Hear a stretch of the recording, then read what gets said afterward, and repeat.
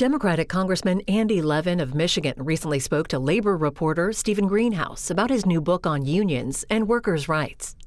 Here's some of their conversation. I covered labor and workplace matters for the New York Times for 19 years, and one of my concerns in interviewing people all over the nation is that so many people had no idea, what unions are, what unions do, and how unions, help bring us the 40-hour work week and bring us pensions. And there's the bumper sticker unions, the folks who brought us the weekend. And I wanted to explain to people, unions have achieved a whole lot in American history, but now they're really in decline. They've really been taken on the chin, and as a result, things are considerably worse for workers, I believe, than was the case 30, 40 years ago. And I think far too few Americans realize that that American workers have it bad in many ways compared with workers in other industrial nations on very, very basic things. We're the only industrial nation that doesn't have a law guaranteeing all workers paid parental leave, paid maternity leave. We're the only industrial nation that doesn't guarantee all workers paid vacation. In the 28 nations of the European Union, all workers are guaranteed at least 4 weeks paid vacation. In France, 6 weeks. And for decades now, American workers have been suffering terrible wage stagnation while corporate profits have reached record levels and Wall Street is again at record levels. So I think a lot of workers get in their gut that something is broken, and they're very frustrated.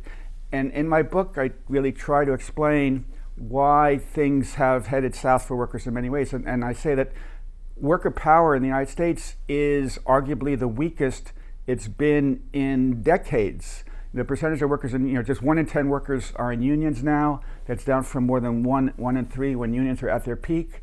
And unions, and they, certainly unions have some faults, but despite those faults, unions have played a key role in building the middle class, in helping give workers a voice, whether on job safety or pensions or on stopping bullying by bosses. And unions have played a key role in Washington on enacting Medicare and making Social Security more generous.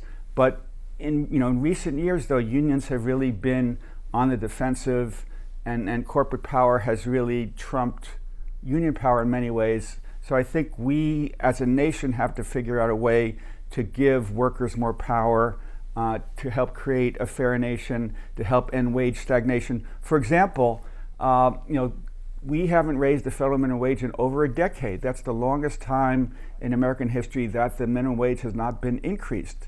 And I argue that that's because worker power is so weak in Congress. They're unable to persuade lots of members of Congress to raise the minimum wage, and it's very, very hard for millions of Americans to live on $7.25 an hour, the federal minimum wage.